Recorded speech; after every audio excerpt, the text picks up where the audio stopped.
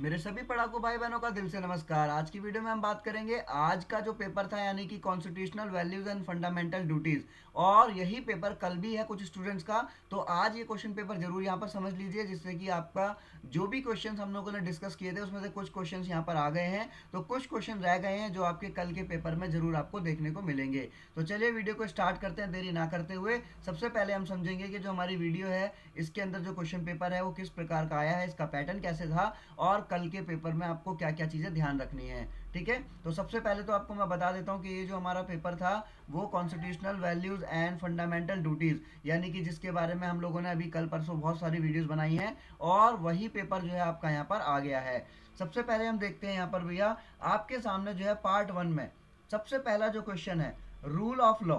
ठीक है, rule of law. और मैं आपको पहले ही बता देता हूँ कि ये जो क्वेश्चन था इसकी एक अलग से स्पेशल वीडियो बनाई थी इसकी एक अलग से वीडियो, जिसमें से आपको मैंने जो है इसकी पीडीएफ भी प्रोवाइड कराई थी। आप देख सकते हैं 2 दिन पहले एक वीडियो बनाई थी, उसमें कानून का शासन यानी कि रूल ऑफ लॉ के ऊपर एक वीडियो बनी हुई है, और उसमें आपको पीडीएफ भी मुफ्त में प्रोवाइड करा रखी है। तो ये क्वेश्चन आपका आ गया है। दूसरा क्वेश्चन है आपका डेमोक्रेसी यानी कि लोकतंत्र के बारे में। तो भैया जो भी स्टूडेंट ग्रेजुएशन में है तो इसमें देर इज नो डाउट कि उनको लोकतंत्र के बारे में ना पता हो। तो लोकतंत्र के बारे में अच्छी तरीके से पता होगा, जनता का, जनता के लिए, जनता के द्वारा चलाया गया शासन ही लोकतंत्र कहलाता है। ठीक है, और when we got freedom in 1947, उसके बाद ही जब हमारा इंडियन कॉन्स्टिट्यूशन 1949 में बनकर तैयार हुआ और सन 1950 में लागू हुआ, उसके बाद से ही हमारे देश के अंदर क्या आ गई थी, डेमोक्रेसी आ गई थी, यानी कि लोकतंत्र आ गया था। तो इसके बारे में भी हम चर्चा कर चुके हैं, और ये दोनों क्वेश्चन आपके सबसे पहले ही आ रखे हैं। उसके बाद में हमारा तीसरा क्वेश्चन इसमें दिया गया है भैया जस्टिस यानी कि न्याय। तो ये भी आपको पता होगा, अगर आपने मेरी कल वाली वीडियो देखी है और उससे एक दिन पहले वाली वीडियो देखी है, तो दोनों वीडियो के अंदर मैंने बहुत ही अच्छी तरीके से ब्रीफ में बताया है कि जस्टिस क्या होता है, न्याय क्या होता है, जिससे कि आप लोगों को सिर्फ ये पता चल जाए कि आप इसका आंसर कैसे लिखोगे। तो भैया न्याय क्या होता है ये हम लोग चर्चा कर चुके हैं।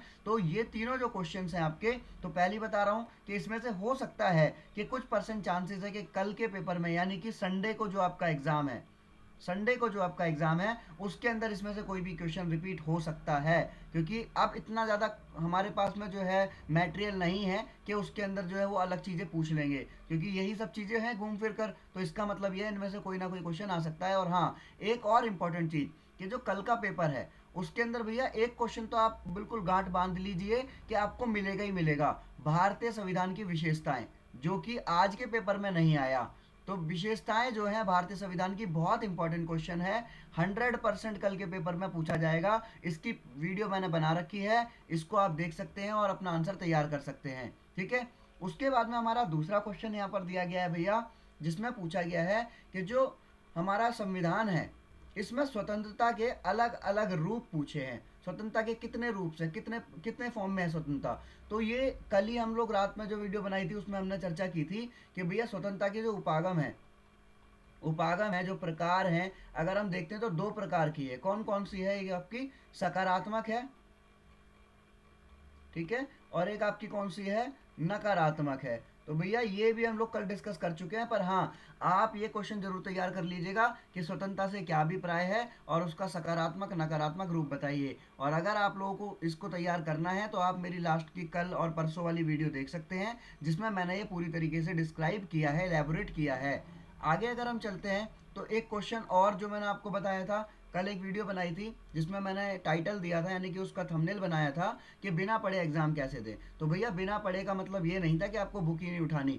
बिना पढ़े एग्जाम का मतलब था कि आप अंदर से डीप ना पढ़ें, बस आप पॉइंट को अच्छी तरीके से समझ लीजिए। जैसे ये वर्ड आ गया धर्मनिरपेक्षता, तो जो धर्मनिरपेक्षता वर्ड है यानी कि सेकुलरिज्म जो वर्ड है, इस वर्ड को समझ लीजिएगा तो आपका काम हो गया। तो धर्मनिरपेक्षता का मतलब क्या होता है? धर्मनिरपेक्षता का मतलब है जहां पर किसी भी धर्म को विशेषता नहीं दी जाएगी, बल्कि सभी धर्मों को एक समान रूप से माना जाएगा, उसी को हम धर्मनिरपेक्षता कहते हैं। तो यहाँ क्वेश्चन पूछा गया था, elaborate on the difference between Indian and western of secularism, यानी कि भारतीय और पश्चिमी धारणाओं के बीच में जो धर्मनिरपेक्षता है ये क्या है ना। उसके बाद में भैया एक और यहाँ पर फंटेस्टिक क्वेश्चन देखने को मिलता है, जो हम पहले से ही चर्चा कर चुके हैं, कि जो भारतीय संवैधानिक मूल्य हैं, वो आपके जीवन को कैसे समृद्ध करते हैं, कैसे इनरिच करते हैं आपकी लाइफ को, इसके बारे में तो हम डिस्कस कर चुके थे। ये क्वेश्चन भी बहुत इंपॉर्टेंट था और आपके पेपर में देखने को मिल गया है। और कल के पेपर में इसकी संभावना थोड़ी कम है, पर आप लोग इसको अच्छी तरीके से पढ़कर जाइएगा, क्योंकि कल आपको ऐसी दिक्कत ना हो कि कहीं से ये क्वेश्चन आ जाए और फिर आप बिल्कुल वो ना कर पाए। देखो डिफ्रेंशिएट बताना है आपको किसमें, पश्चिम और भारतीय धर्मनिरपेक्षता। ऊपर भी सेम यही था, तो वही क्वेश्चन रिपीट दे रखा है यहाँ पर आपको, जो है बी पार्ट के अंदर भी यही क्वेश्चन करना है। ठीक है, अब उसके बाद में एक क्वेश्चन आता भी है, संवैधानिक जो प्रावधान है उनके साथ में विधि के समक्ष समानता और विधि की समान सुरक्षा, ये भी कल हम डिस्कस कर चुके हैं, तो ये क्वेश्चन भी आपका इंपॉर्टेंट है। और हाँ, सबसे ज़्यादा इंपॉर्टेंट जो मैंने आपको कल भी बार बार आपको मैंने बताया था कि भैया जो आर्टिकल 51A है, यानी कि संविधान के अधिनियम 51A की जो व्याख्या थी, इसके अंतर्गत जो भी चीज़ें थी वो मैंने कल आपको वीडियो के अंदर क्लियर किया था, तो आप इसको जरूर देख लीजिएगा, क्योंकि ये भी इंपॉर्टेंट क्वेश्चन है, कल रिपीट हो सकता है। ठीक है, मैं दोबारा बोल रहा हूँ, कल संडे है और संडे को भी एग्जाम में क्वेश्चन रिपीट हो सकता है। फिर क्वेश्चन है आपका, भारतीय संविधान में धर्मपरायणता को मौलिक कर्तव्यों के संदर्भ में आप किस प्रकार समझते हैं। यानी कि फंडामेंटल ड्यूटीज के अंदर जो कॉन्स्टिट्यूशन ऑफ इंडिया के अंदर बताया गया है कि जो धर्मनिरपेक्षता वर्ड है या फिर धर्म परायणता है, इसको मौलिक कर्तव्यों के संदर्भ में आप कैसे समझते हैं, इसके बारे में आपको पढ़ना है। ठीक है, अब बात आती है कि देखो और एक और चीज़ है जो यहाँ पर आपका क्वेश्चन है, do you think equality and liberty are essential for justice, यानी कि न्याय के लिए समानता स्वतंत्रता आवश्यक है। तो भैया बिल्कुल आवश्यक है। और मैंने आपको क्या बताया था, कल हम लोगों ने जब वो वाली वीडियो बनाई थी जिसमें मैंने आपको न्याय, समानता, स्वतंत्रता, इनको ओवरव्यू दिया था कि इनका मतलब क्या होता है। तो अगर आपको नहीं पता तो कल वाली वीडियो देख लेना और अच्छी तरीके से समझ लेना, क्योंकि कल का पेपर आपका बहुत अच्छा होने वाला है।